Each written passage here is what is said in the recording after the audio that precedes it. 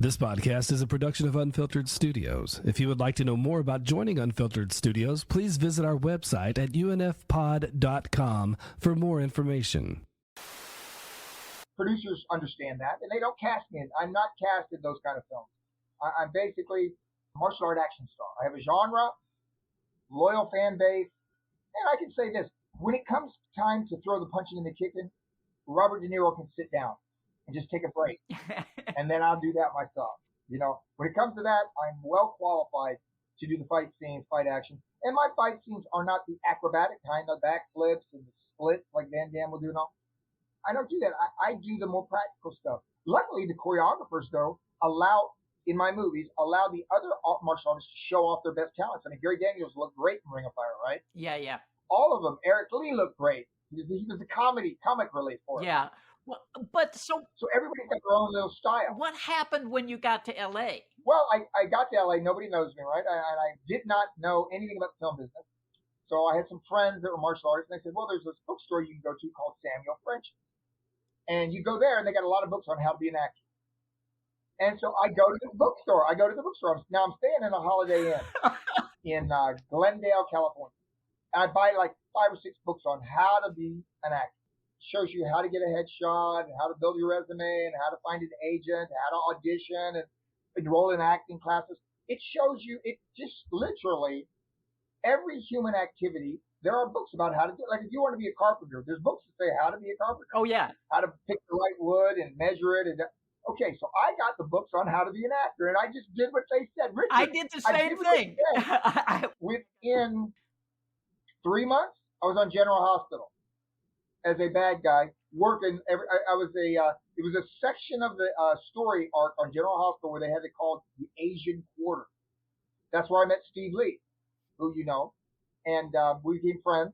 So I became a working actor just from after moving out to LA, getting an agent, reading the books, doing what the books say. How did you get the agent? You just cold called him or sent in a headshot? Here's what the book said. The book said the way to get an agent is this: find an agent that's got a client like you that he's making money on. And that guy's more likely to take you. So there was one Asian in all of Hollywood in 1985 starring in martial art movies. His name was Shogasugi. And Shogasugi was like me, 6 foot tall, Japanese, did ninja movies for a company called Canon Films, which is the company Chuck was working for, Canon. So I went to Shogasugi's agent. And I said, hey, my name's Don Wilson. I know you represent Shogasugi, but I said, I'm not trying to replace him. I just said, maybe you could use another Asian guy. And he said, come on, I'll talk to you about it.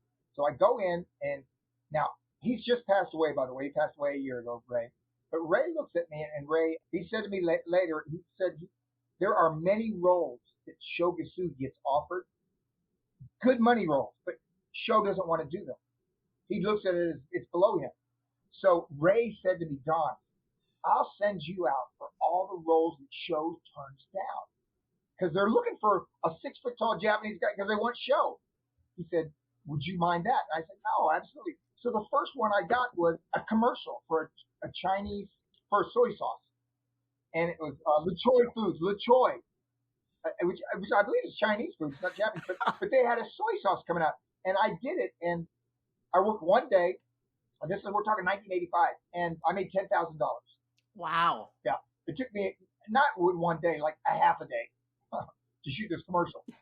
And oddly enough, because my life is one series of odd coincidences, my character was the leader of the Dragon Squad.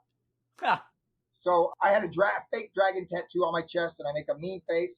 And I don't know if you can Google it, but maybe it's on YouTube. I think at one time it was Le Choi soy sauce. But anyway, so what happened was I told Ray, I started going out for auditions. The show looked down on the roles. He didn't want to even audition. I told Ray, and the roles were like this, Richard. They were not starring 6 foot tall Asians with Southern accents in movies. So it would be like a Chinese waiter who drops a bowl of rice, picks it up, and then runs out. And it would be those kind of roles, day player roles, not action stars, not starring in movies. So I told Ray, and this was maybe probably our first 6 months of work. I said, Ray, unless it's the starring role, and it's a martial arts film, I'd rather not even audition because I'm not out here to be an actor. I don't want to just play, all kinds of different roles like most actors. I said, I want to be an action star. So now the contact between me and Ray was like zero because I told him I didn't want to audition for this other stuff. And there's nothing else out there for you. So nothing's coming in. I'm getting no offers. And then one day I come home and, we had answering machines back in those days. You push your answering machine and it says, hello. If you are the Don Wilson, the kickboxing champion, my name is Roger Corman. And I'd like for you to, I'm producing a martial arts movie. I'd like for you to come in and read for the lead of the movie. And I thought, well, I am the Don Wilson, the kickboxer. So I had the address and everything, and I go over there, and as soon as I get to the office in Brentwood, the casting director looks at me and says, oh, Mr. Wilson, I'm sorry. We didn't realize you were Asian. He said, this is for Caucasian lead, and the brother's already been cast. He goes, I'm sorry you were called out, but he said, look, I don't want you to have wasted your time. So he said, why don't you come in and just read it? Maybe you can be one of the bad guys. Which now I know is courtesy read, because Richard, if Roger Corman wants a bad guy who looks like me, there's many of them in the Philippines. He's not going to fly them to the Philippines, put them in a hotel room to be the bad guy. No, that was a courtesy read. He just wanted me to say, well, you memorize the lines. You can't. So he read me. I read for the casting director, the courtesy read. And he looks at me and he doesn't say anything. He goes, I'll be right back. Excuse me. He leaves his office. And I'm sitting in the casting office and I'm waiting. And there's a bunch of big line of martial artists, all guys I knew because they were legitimate world champions. But all Caucasian. Yes, they were all Caucasian. The casting director comes in and says, Roger Corman wants to meet you. Now, luckily for me, Richard, I had no idea who Roger Corman was, but you could have said Joe Smith. I wouldn't know the difference. I meet him. I didn't know he had started all these careers because that would have added another level of nervousness to my audition, right? I mean, so I go in there and I meet him and he says, John, I'm a producer. My name's Robert Corman. Tell me about yourself. And I told him my backstory of my training and how I got the idea to try to be an actor from Chuck Norris, and that's why I'm out in Hollywood. So he says, would you read for me? And so the casting director dies. He's playing the bad guy, and I'm playing my character, the good guy. I get about, I wish I would have remembered, but we're talking 1988. I get out about 4 lines, Richard. About 4 lines. And he stops me. Now I know as an actor, when you get stopped after that, that means don't let the door hit your butt on the way out. You've blown it so bad. He says, oh my God, this guy's got it. Yeah. But that's not Roger Corman. So Roger stopped me after 4 lines because he had seen enough. He cast me on the spot, handed me the script, said, you leave in 2 weeks. You star the movie. And he said to me, Don, you're going to do martial art movies. Wow. Later in your life, you're going to do action movies. You're going to be an action star. And I'm looking at him, and I don't know who he is. He goes, much, much later, you're going to be a famous dramatic actor in Hollywood, around the world, because you're going to be a famous. So I didn't know who he was. So I'm just thinking, what do you want to do? Invest in the movie or something? He's telling me I'm going to be this big movie star, and I got 4 lines out of this scene. So I go immediately I was living in Beverly Hills then, but don't think I had money because I was living in what we call the ghettos, which is the apartment complex. I had an apartment in Beverly Hills, but they still are great apartments, and it was still a nice place to live. But anyway, so I go to a guy named Barry Newman, who's an actor living there with me. Very, very experienced New York actor. And he said, I heard you had an audition. I said, yeah, the guy told me after the audition I'm going to be a big movie star. He said, he did. He starts laughing. He goes, what was the guy's name? And I said, Roger Corman. He goes, Roger Corman told you you're going to become a famous movie star? I said, yeah. And he said, come in here. Come into my apartment. And he sat me down and explained to me who Roger Corman was. Wow. Now, thank goodness, Richard, I did not know who he was because I would have been so nervous because he is the guy, I believe, Richard, and I don't know for a fact, I believe I am the last actor in Hollywood to go through what was called the studio system, where a non-actor gets met by a producer. The producer turns him into a star by hiring acting coaches. Roger got me, first of all, he put me on a weekly salary of $4,000 a week. Wow. Immediately after leaving his office. that was a weekly salary. But that was what they did in the studio system. They gave actors like Steve McQueen weekly salaries. Yeah. And Roger said, Don, you can work for other companies. I only ask you for one thing. Show me your contracts and I'll tell you whether or not I think it's a good idea. Because he said, whatever you do outside my company is going to affect my movies with you. And I intend to do a lot. I did 12 movies with Roger, by the way, Richard. More than any actor in the history of the film business. Wow. With Roger Corman, 12. Well, that's because Roger used to say, if you do a good job with me on this movie, you never have to work for me again. Right. You know what? I want to mention something about when you were talking about roles for Asian actors in Hollywood. Well, Sean Penn told me that.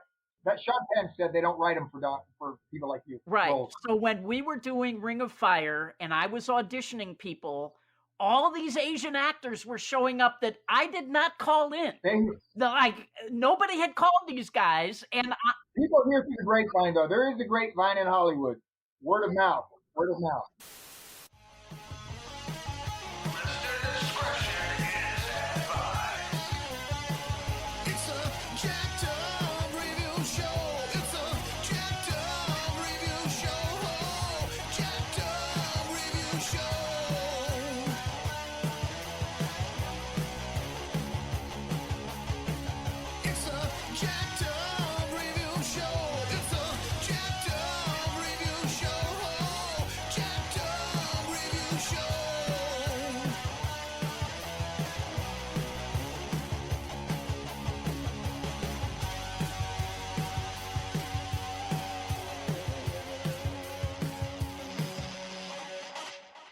Now I got to ask you about these. Are you a Don the Dragon Wilson fan?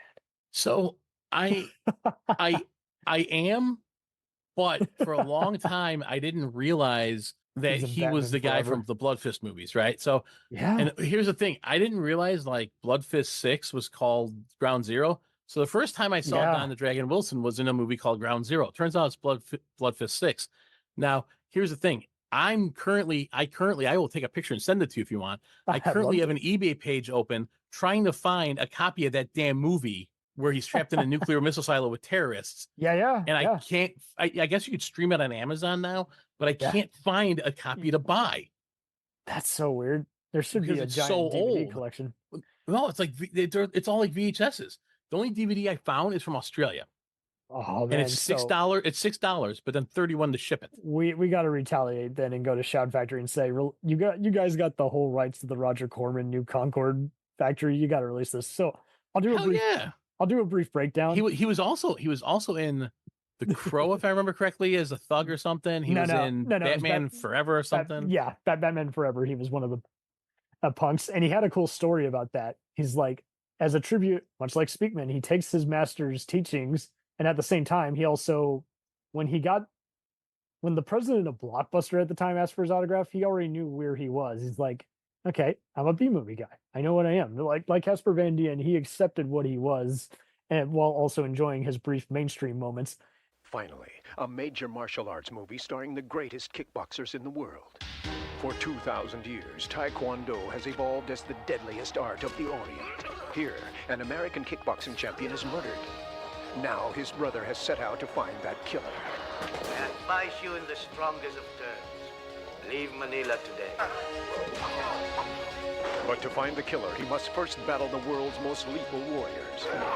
World Karate Champion Billy Blanks. Junior Light Heavyweight World Champ Rob Common. Aguilar, Southeast Asia Kickboxing Champion. And starring Don the Dragon Wilson, highest rated champion in kickboxing history. You have 4 matches in 4 days. Lose one and you are out. Now he must prepare to enter the ultimate competition. To win the battle of hand-to-hand full-contact karate. Don Wilson is quite frankly a one-man army. American Karate Magazine. Don Wilson is by far the most exciting fighter on the scene today, inside Kung Fu. Don Wilson is the greatest kickboxer of all time, Black Belt Magazine. Bloodfist, where every means to fight, every deadly opponent, clash. And only one will triumph. Bloodfist, a gathering of the most awesome human weapons. some of his movies started premiering on HBO again. So That's where I saw Ground Zero. Is HBO or Cinemax. Yeah, he started working for Fred Olen Ray and Jim Wynorski, those Andrew Stevens type guys, as well as the Roger Corman guys. But what was so funny about these movies is, for an 8-part movie series, even though it's like he's the same guy in the first 2 movies, and then they scratch after that is like it's related in movie only. So it's only related in name. But in the best possible way. Like, the fights were really fun. They went by really fast. They were way better than even later day Roger Corman, where he's, done with the drive-in scene and premiering these as part of his Showtime, remakes. Is like, you would never know what these are. It's like some of these even went to theaters, the first 3. So the first one is jumping on the Bloodsport Rocky bandwagon. It's a 3.5 out of 5. Just a very fun, it's very thrilling, well shot. Then part 2, it's unimaginative and a little boring, but it's not offensive, and it's kind of more of a kickboxer movie. Then you get to part 3, and it's a penitentiary, death warrant, lockup, kind of Die Hard in a prison type movie. Yep. Richard Roundtree was in a prosthetic role, and it was less trashy than most prison movies. And then part 4 is just a straight up like Commando, where he's got great mullet hair and he's just going around on a killing job. But part 5 was kind of my favorite because it was part spy movie, part kind of Total Recall, where they're like, well, the funny thing is he's in all these movies, but he's got a different name for his character. So Bloodfist 5, he's Jim Stanton. Bloodfist 4, he's Danny Holt. Bloodfist 3 is Jimmy Boland. 2, he's Jake Ray. 1, he's Jake Ray. Well, if from part 5 and 6, he's Nick Corrigan, because he totally looks like an Irish dude. There you go. If we're going by the Total Recall stance, maybe he is the same guy, but he keeps changing his name. But or it's like he jumps into a different person each time, like Sam in Quantum Leap. There you go. He takes over his body. He's like Doom, where you like take the position of an enemy and like yeah. Oh my god. So part 6, was the one where it's the Die Hard movie. It's at a nuclear factory targeting New York. In the nuclear base. Yeah, that was the most fun. I like that one. But part 7, though, I gotta hand it to him. It was like he's the fugitive and he's being pursued by crooked cops, and there's an electronic soundtrack. And again, a different name. And Stephen Williams from X-Files and 21 Jump Street appears. But part 8, when he was in Ireland, it's like I almost felt like that was Patriot Games meets The Substitute. It's like, is it Die Hard in a forest or on a boat or just in a I don't think I ever saw 8. But like you say, a lot of them are not streaming. I never saw the 9th one because it was like a Sci-Fi Channel movie that was like a Mad Max parody, and it was mainly an excuse for softcore porn, but not the best kind. I was like, no Don What was Wilson. it called? I don't see another. Bloodfist 2050. Oh, he's not in it though, right? Right. And I'm like, nope. And I saw clips from it, and I'm like, even as a Roger Corman fan, I'm like, I'd rather just rewatch one of the, Death Race movies. I'm just like, you got to give Don Wilson credit, because not really the best looking guy. No. And he made he's been in 64 movies. Yeah. He's been in 64 movies. He's got 8 more coming out. Yeah. I want to see more of his spy movies, because he's kind of jumping on the Taken, Man on Fire, one man army bandwagon. But then there's other ones where he's like part of an ensemble, where he's like the sensei or the other warrior who gets his revenge while the young guy is leading the movie. So I do kind of have that fun, because like he could have easily been in mainstream, James Bond or Bourne Identity movies, but he just kind of like Dolph. He was only on the video store or TV shelf, so that's where he stayed. But seeing how he's worked with all these other B movie guys, and they've loved working together, like Rothrock and Fred Williamson, you're just like, see, he may not have the most charisma, but kind of like I think of him as Kung Fu David Caruso, where he just gets the job done. He knows how to be a decent ass kicker. While also like Speakman, he can give you that everyday kind of look, even when the movie is beneath him and just trashy silly. And you're just like, but I think Bloodfist, those 8 movies is like, can you think of any other movie other than like Puppet Master where you're like, I'm looking forward to all these installments because they're just a fun Friday, Sunday night, It's funny you mentioned Cynthia Rothrock. I looked her up. Dude, she's got 72 movie credits with 8 coming up still. That's that's a successful and career. She shared the screen, and much like all these people, she shared the she was screen in with Sci-Fi. She was in Sci-Fighter with Don Wilson. Yes, and see, that a perfect example of someone who does movies that are beneath them, as well as movies, in Hong Kong. No Retreat, No Surrender too. There you go. But the best part of all these movies, good or Kentucky bad, Fried. Her best work was the Kentucky Fried Chicken commercial from '83. Oh man. Anyways, we'll return after these messages. If you like small town mystery, crazy news, and wild history, then the Florida Men on Florida Man podcast is for you. Each week, Josh Mills and Wayne McCarty bring you the absolute best Florida has to offer.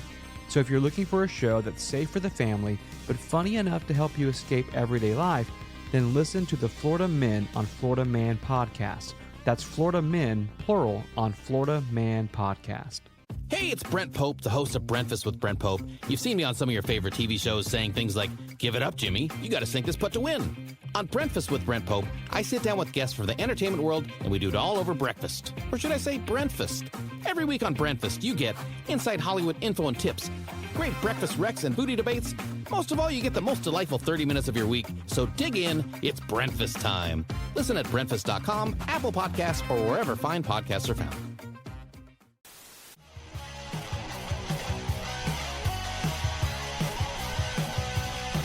Follow us on the web on Facebook, Twitter, and Instagram. The podcast is available on Podbean, Spotify, iHeartRadio, Anchor, Apple, and anywhere else podcasts are available. Feel free to review our show and leave comments on any of those sites. Thanks a million for listening. It's a